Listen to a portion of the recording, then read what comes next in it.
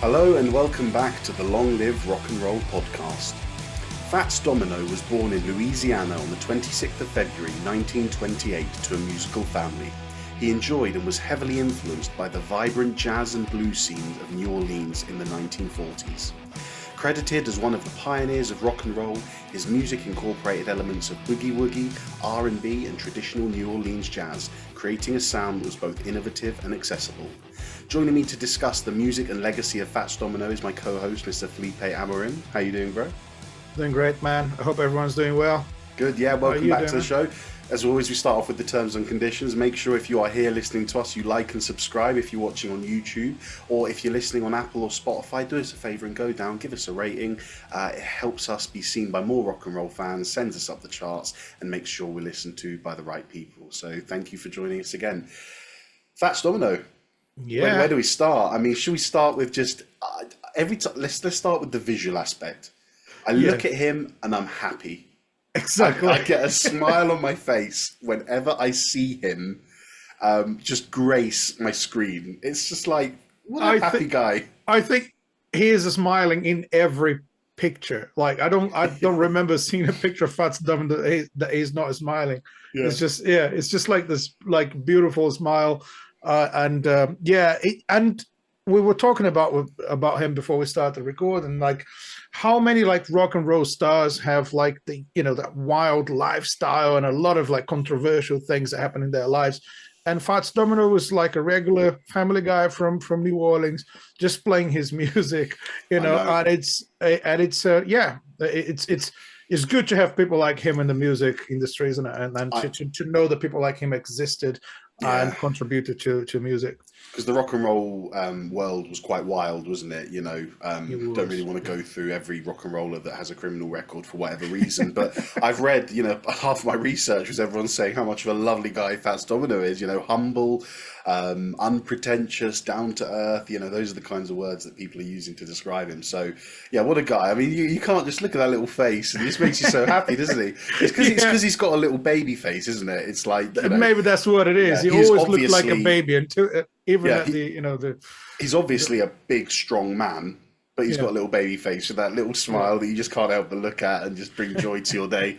But anyway, so what we're going to do is we've given you a companion album to listen to along this episode, and this is called The Best of FATS Domino, which really literally has all of his hits in it. We've put it in the episode playlist, so as usual for new listeners, each episode we do has a companion playlist so that you can listen to the music that we listened to when we were doing our prep and research for the episode. Scroll down, it's in the show notes, and you can listen along with us.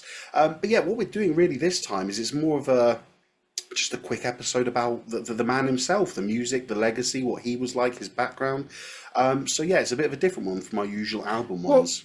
It's got to be because he released more singles than albums, isn't it? At the time, singles were the main thing for record labels, so they would push for the single to be promoted rather than a whole album.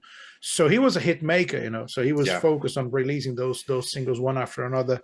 And because it was odd, it was odd back then to release an album full of like a 10-song album. For example, what did we do a few episodes ago? We did Here's Little Richard, which was an unusual occasion because it was just a standalone album, like 12 to 14 that's got songs. all the hits. No, you're right, but it wasn't like a compilation. It was an album that was released, which is quite unusual for those times when you think about how many hits Elvis released and FATS Domino and everything. But yeah, anyway, right, a little bit of background. I know Felipe's apparently got some cool stories about FATS Domino, but just some of the little bits I did. As I mentioned, he was born into a very musical family, and by the age of, I think he had a brother that played jazz guitar, and he taught music theory to FATS Domino. And at 14 years old, he was going around playing the bars and pubs in New Orleans and playing the piano and doing his thing. Well, that's at the age of 14 is when he started playing professionally. He was already performing live and singing and playing piano at the age of 10. Right, you sound like you've got this, so you take us away. No, he started playing at the age of 7. I think his brother-in-law introduced him to piano and into the New Orleans live music scene. And, started playing at the age of 7. By, the age of 10, he was already playing live and performing. And then when he was 14, he quit school to focus entirely on his music. So, wow. Yeah, quite early in life, isn't it? Yeah. So career-wise, I mean, as you said, 14 years old. So born in 1928, so that would have been 1942 that he sort of moved professionally. 7 years later is when his career took off with the song "The Fat Man," isn't it? Yeah. Did you have anything to expand on? Well, the thing is, before his solo career, he was playing piano for other musicians. So he played with, I don't want to get the name wrong. He played piano for Billy Diamond, so who was a bassist and band leader in New Orleans. And Billy was the guy who gave him his nickname. So he said he got married and put on some weight, and he looked like another musician called Fats Waller. So he was like, I'm going to call you Fats Domino from now on, because it's like it's easy to memorize than your name. And then he became Fats Domino. He liked the joke, and he liked the idea of being Fats Domino, and he used that in his first single. So he was already well known as a piano player, as a band member, but then he became a solo act. And he had, by 1949, he had a good following, like a local following. And then when he put out his first single, "The Fat Man," that was a total hit, and his career took off. And most of his hits were recorded around during the 50s, and early 60s. So most of the relevant songs he wrote and recorded were done around that short period of time. Although he kept playing until I think until he died in 2017. Oh yeah, well he kept pumping out hits throughout the 50s and 60s, to be honest. But I've got 2 songs or 3 songs that were written that. 4 that were written by him that kind of sort of establish a little timeline. So 1949 was "The Fat Man," which was his sort of breakthrough single that got people knowing who he is. Now that song, "The Fat Man," sold 1 million copies in 4 years. That's insane. That seems nuts to me. In 1949, 1 million copies in 4 years. That says something about the music you've released. Going Home in 1952 and Please Don't Leave Me in 1953 kind of really got him, established his presence in this jazz, blues, rock and roll world. And then Ain't That a Shame in 1955 was the song that took him to the next level, because it reached number 10 in the Billboard charts. So they're all great songs, and there's many more songs done in between those, but those are the 4 that kind of sort of place nice little markers in the timeline of Fats Domino. 1 million copies. I still can't believe it. It's like of 1 million copies in 4 years in 1949. Yeah, it's unbelievable. Yeah, exactly. From 49 to 53. So it's insane for that time, and established his name, and also made him a big influence on every young boy or girl who's like trying to get into rock music. And like just to mention a few names, he was a major influence for John Lennon and Paul McCartney, for Elvis, and for Neil Young. Even Jimmy Cliff and Bob Marley mentioned him as one of their like major influences. It's not like, I think that's amazing when you think of how different all of those artists are. You've got the Beatles that are like different. A rock pop. You've got Elvis, which is rock and roll, and you've got Bob Marley and Jimmy Cliff, who are reggae artists. Yet all of them heard something they could take influence from. And if someone has any doubts about the genius of Fats Domino, Little Richard called him the greatest entertainer ever. So that's from Little Richard, right? Who's a great entertainer. And Elvis, called by many people the king of rock and roll, said Fats Domino is the real king of rock and roll. So I think you don't need anything else to be convinced that this man is the best of the best. Well, that's a good segue into talking about his music and his musical style. So I wanted to address the style because it's funny. We have so many innovators and pioneers of rock and roll. We've got Little Richard, we've got Elvis did some parts of it. You've got Jerry Lee Lewis, who was a bit later on, but he still played a part. Yeah, when I did the research for this episode, I couldn't help but thinking that they all sound so different. And for me, Fats Domino is, how can I put this? He's almost like it's almost like his music is pre-rock and roll. It doesn't sound heavy enough to be classed as rock and roll. Rock and roll wasn't a thing when he started. Exactly. No, that's my point. But it's like, what am I trying to say? That Black Sabbath in 1970 started heavy metal, but in the years before, you've got bands like Blue Cheer, Deep Purple, who were making heavy music, but under a hard rock banner. Yeah. I feel like Fats Domino's early stuff it's pre-rock and roll. Yeah. But yet when I hear it, I still say it's so obviously rock and roll. I know I'm being a hypocrite, but does it make sense what I'm saying? Oh, it does. Like, he sounds like he's a little earlier than Little Richard and Elvis, but it still works in the overall umbrella of rock and roll. Yeah, it is. And the thing is, there's a big argument about who is the father of rock and roll, or the first rock and roll artist. A lot of people consider him the first one. Some people say it's Bo Diddley, because like it's a fine line between blues and rock, isn't it? It's difficult. It's really difficult to figure out what is blues or rock and roll by that time. So if you listen to Bo Diddley, who also like was releasing mainly singles, not albums, and his albums were compilations of singles. So that is it. The rhythm sounds more like what we call rock and roll nowadays, and it wasn't a thing at the time. But Fats Domino did that even earlier. So that is the point. And when you listen to the Fat Man, his first single, the vibe is rock and roll. So I think it's really hard to go like technical about this and analyze the theory behind it and try to define what is rock and roll based on music theory. Yes. Right? Because he's got boogie-woogie, he's got R&B, he's got jazz and blues and country. It's all mixed up.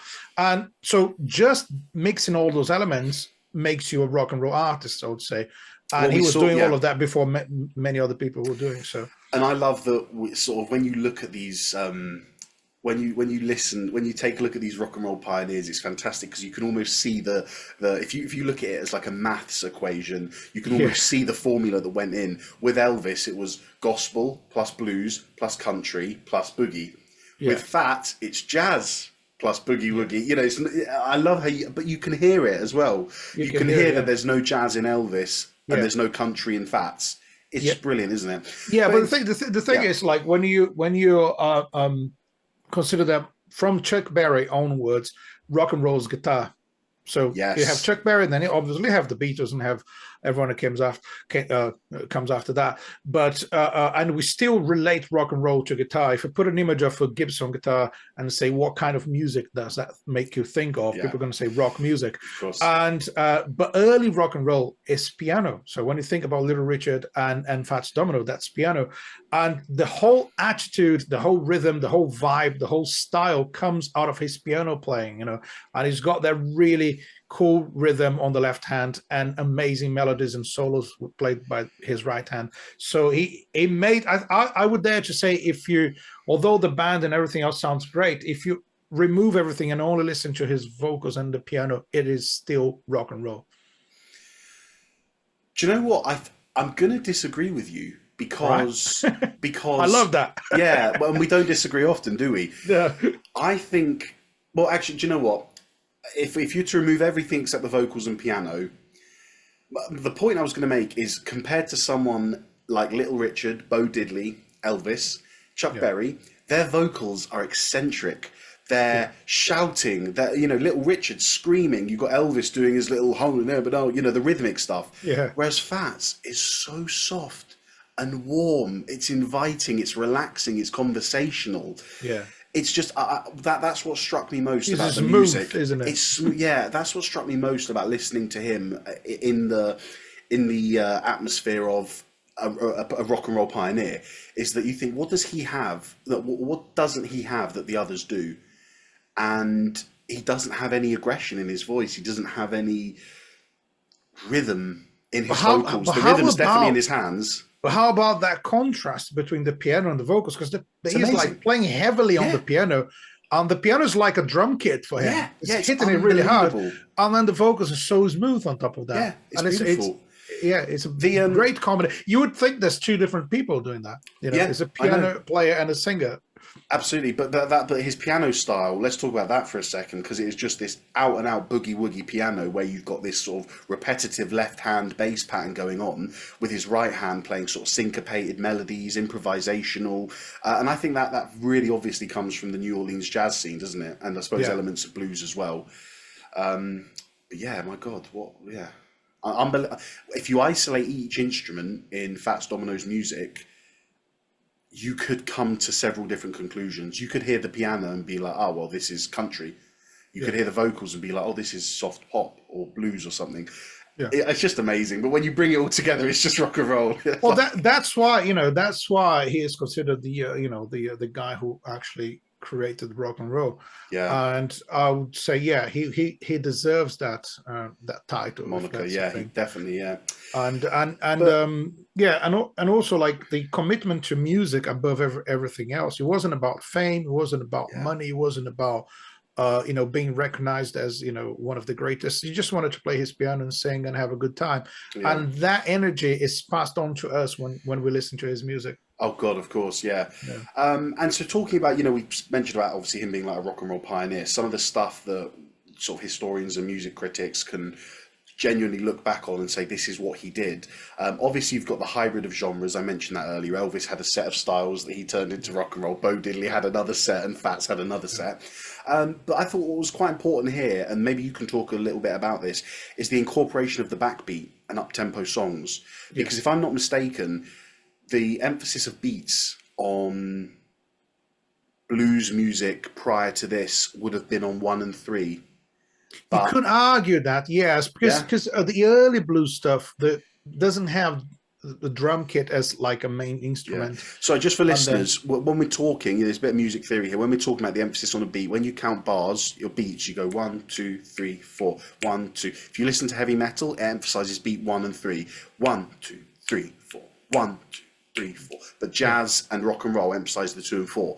1, 2. And modern pop music has this, we call it the backbeat, the 2 and 4 being like played louder or more evident than everything else in the bar. Sorry, man, please but this is like, it's normally where people should clap their hands. I said should because most people clap on 1 and 3, which is really annoying. But anyways, when you hear the snare drum, the 2 and 4, that is, that's commonplace in modern pop music and modern rock music. But is it for people like Fats? And he wasn't so evident until the pioneers of rock and roll like him. One of the there's a song, I don't know if you can find the year the song is being recorded, man. You have quick access to everything there. I know there's a song, I'm Ready. I'm Ready is by Fats, it's a really good example of rock and roll because it's a straight rock and roll groove. It's not a shuffle, like a swing feel like jazz and blues. And you have the hand claps on top of the beat, and it sounds louder than the actual drums in the song. And that's a formula that the Beatles used a lot, having hand claps and percussion louder than the drums, louder than everything else. Did you find the year? But Fats Domino's was 1959. 59, so that's like still really early in rock and roll history. Well, Muddy Waters wrote it. Oh no, Muddy Waters, I think he wrote it in 54. So 4 years later, Fats Domino covered it in 59. Yeah. So if you listen to his version of it, it's got you have the hand claps really loud in the mix, and that's a formula that's been used after that like a million times by other bands. It is track 11 in that Best of Fats Domino album. So any song we mention will be in the playlist, as I mentioned. One I'm going to add quickly is you mentioned about Beatles being a massive influence, or Fats being a massive influence for the Beatles.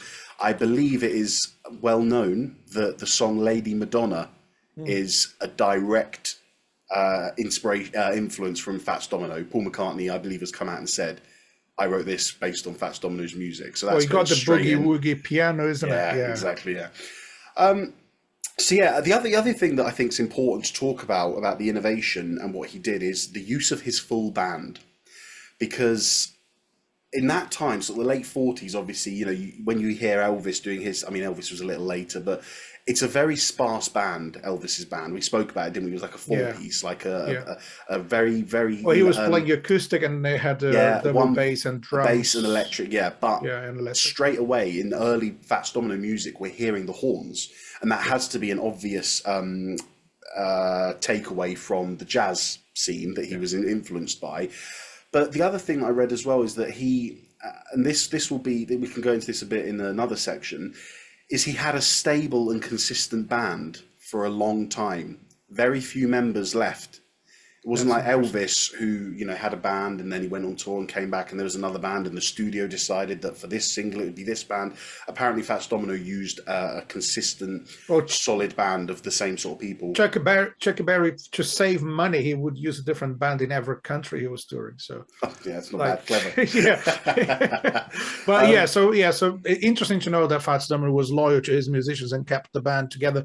Actually, that helps to shape the sound of your music, doesn't it? Oh yeah, because you and me know how many projects have we been in together that when you stay in a project for a long time, you start to understand what the artist or the lead singer or the guitarist wants to do with the music, and as you get to know that person, you sort of shape your playing around it.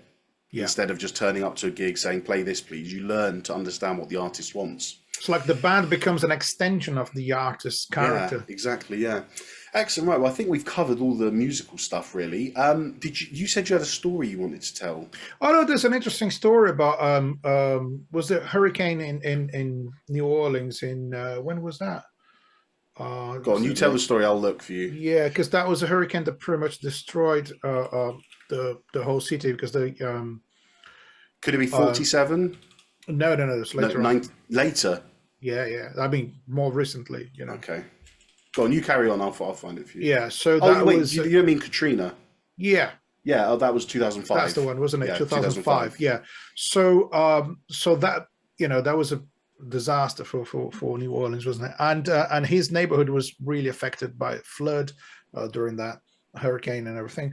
And they've managed to save him immediately, but the piano couldn't be saved. So he had this beautiful white piano that was with him for years, and they couldn't save it. So it was underwater for like a few days, I guess, and they've managed to recover it. And a lot of people, including Paul McCartney, donated money to restore the piano. Yeah, it's a beautiful story. It melts my heart, man. It's I think it's in a museum or something. I don't know where it is, the piano, but it's in a museum or something like that. I think, or in the Rock and Roll Hall of Fame Museum, I guess. I don't know. I'm not going to say where it is because I don't know. But but it's interesting. Like, so he was, you know, still, I think he was still performing, and he lived a long and happy life. It's good to say that about someone in rock music. I know, yeah, fantastic stuff. Right, so I think that nicely sums up what the music of Fats Domino, the legacy he's kind of left, who he's influenced, what he did towards the pioneering of rock and roll. What we're going to do now is myself and Felipe have both chosen a song that we want to just talk about. I think it's not going to be long, it's just going to take a few minutes.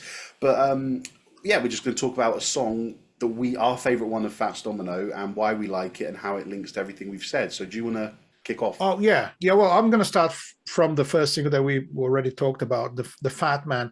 I think this song is so rock and roll and so great, and it's my favorite Fats Domino song for a million reasons. First, because it describes himself, and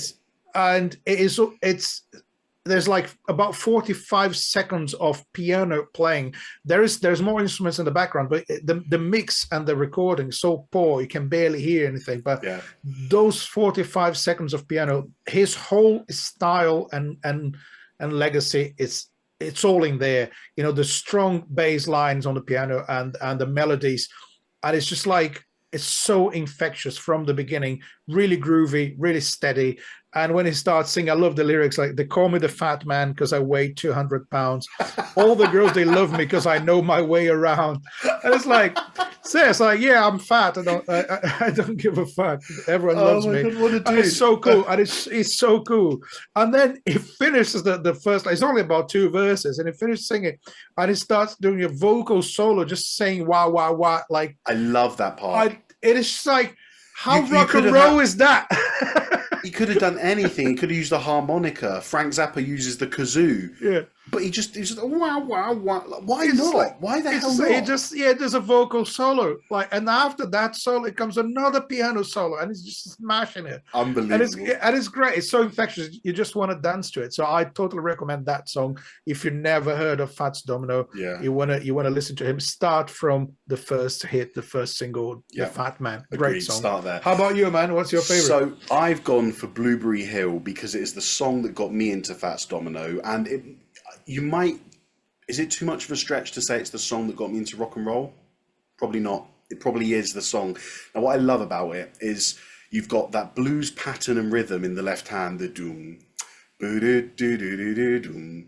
But then in the intro, the melody in the right hand, he's just messing around like like just doing the melody, very boogie-woogie style, very improvisational. The soft, warm voice, the simplistic melodies, and I think, as I said already, the horns. He uses them so well, because in a song where you're in control of the rhythm and you've got the band looking after the chords, it's so easy to put a saxophone or a trumpet in there and say, go on, take the spotlight. But the horns, all they do is just gentle swells. Listen to it. Sometimes you can't even hear it. Just gentle swells behind the vocals. I love that there's no shuffle in the drums, but the song swings, doesn't it? Yeah, but there's no shuffle in the drums, which is where the shuffle should be. Interesting. But my favourite part of it, and this is what I don't think it's a secret. You and me have discussed it. I don't mind the blues. I think the blues is great. It's such an important part of music. It's so vital, but it's not my favourite genre. I find it a little bit repetitive in places. No need to go on. You've been listening to the wrong blues stuff, man. Oh, there's an argument for that. There's an argument for that. But for me, there's a part in Blueberry Hill where it goes off of the blues progression, and there's a minor chord. There's a bridge. Where it goes, there's a really cool bridge. But all of the vows, and there's like a minor chord comes in. It goes, we made, and it's like this tension's just there. Whatever to be, and then it releases. Oh, we're apart, and it just falls so beautifully. And I just thought, in that little chorus, you've got everything. You've got the horns playing that blue note or the dissonant note, whichever one it is. You've got that minor chord that just deviates away from what we expect with the blues. It's very jazzy, it's very unusual. His soft voice, that bridge part, chorus, whatever you want to call it, is just stunning. And I think, I think it's funny you said this, because we should pick two songs to do, and I was thinking, well, I'm doing Blueberry Hill, and I think Felipe should do the Fat Man, and Felipe was like, I'm going to do the Fat Man. So it's like we've done the most perfect two songs. But yeah, amazing stuff. So I think we've sort of summed up most of the stuff, really. I mean, there's one little section I want to do now, which I want to ask, and I think this is important because it's so easy to lump all these guys in together. Elvis, Little Richard, Bo Diddley, Fats Domino. I wanted to ask, or I did ask myself before I was doing the research, what makes Fats stand out? And the sort of conclusions I came to is that other rock and roll pioneers, they drew from country or straightforward blues, whereas Fats drew in from the jazz, very deep rooted in the jazz and R&B of New Orleans. Piano as a lead instrument, you've already touched on that. The smooth vocal delivery compared to what I was saying about Little Richard, Bo Diddley, who were very raw, energetic, aggressive even to an extent. And this is an important point for me that we didn't mention. Why does Fats' music, why did it last the test of time so long compared to the others? He co-wrote with a gentleman called Dave Bartholomew all the way through the 50s and 60s. And you hear all the time about Elvis's relationship with this songwriter and this producer and how this broke down and that, and the same with Little Richard and Bo Diddley. But Fats found a formula in his band and with this Dave Bartholomew guy that worked. And he stuck with it. And the result is the massive success that he has found. I mean, his music transcends the genre boundaries. You can't, obviously it's rock and roll, but a gospel fan would like it, a blues fan would like it, a jazz fan would like it. Just good music. I want to say one thing. If anyone who's ever had a 9-to-5 job or a job that you don't like, but you need the money, if you listen to Blue Monday, there's no way you're not going to relate to that. And it's like, the whole thing, the whole week is a mess. You don't want to do any of that. And then Saturday, you're having a good time, and you have a headache on Sunday. It's just like, and it's worth it because it does his music, lyrically and melodically and everything. It does speak to the common people, and it just brings a good vibe. The thing, we mentioned that line between blues and rock music. Sometimes people talk a lot about chords and melodies and rhythm, but one big element is the lyrics. And Fats Domino's music is mainly like uplifting and happy. So it's not bluesy because there's no, you got to be, you got to feel miserable to sing the blues. Yeah. And if you want to sing rock and roll, especially early rock and roll, you got to be having a good time. You're happy about your life, and you're surrounded by friends. Maybe with the same songwriter collaborating with him, same band, the same people around him. Maybe he just felt like he was surrounded by friends. Listen to the song "What a Party," which makes you feel like you are in that party with him and his friends.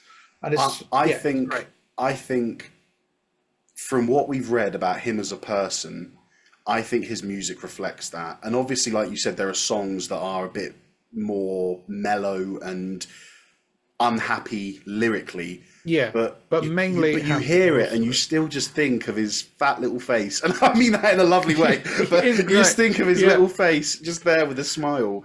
Honestly, like, I think his music it's a testament and reflection of what everyone has said about him. And he is a true rock and roll icon. And he died in 2017 in Louisiana, where he was born, at a fantastic age of 89. Wow.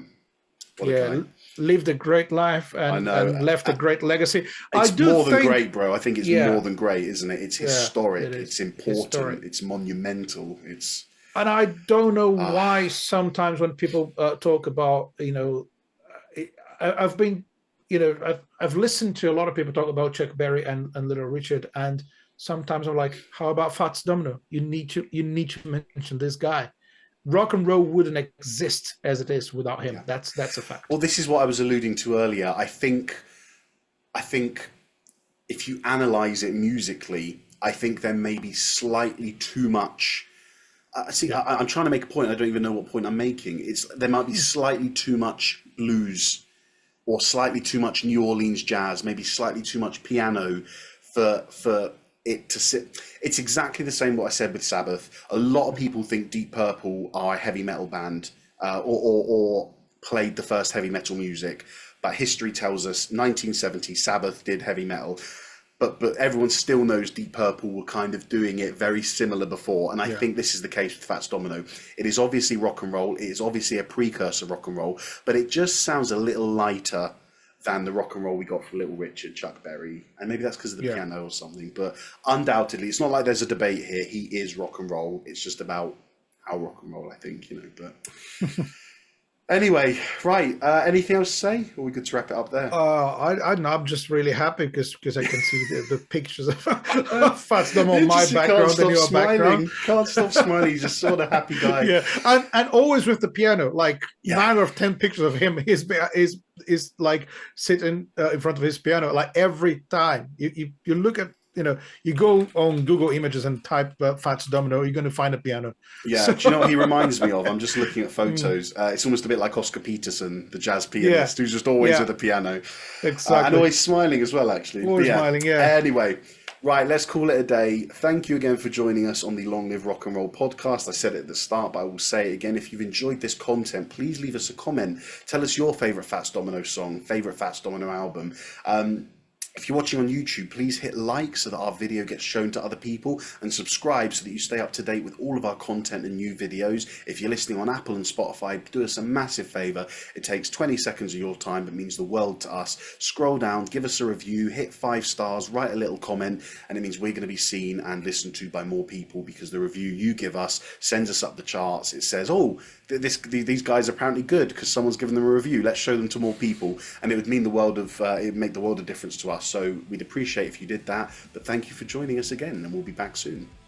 Yeah, thanks for all the support so far. And if you like not only classic rock or modern rock, if you like rock and roll, early rock and roll, we have a lot of episodes about other rock and roll artists. We've covered Little Richard, Bo Diddley, Elvis, all of that. So listen to those episodes as well. Thanks for being with us. Keep on rocking, everyone, and don't do anything I wouldn't do. I will just add one more thing before I sign off. As Felipe has said, if you're a new listener, we're doing Fats Domino, so 1949, and we go all the way up to Audio Slave in 2006. I think that's the most recent album we've done. We do everything in between. This is the 79th episode. We've got loads of episodes before. Metal, country, pop, rock and roll, blues, it's all there. Go and check it out and stay subscribed to stay up to date with our content. So I'll finish off with the normal thing, which is long live rock and roll. We'll see you soon.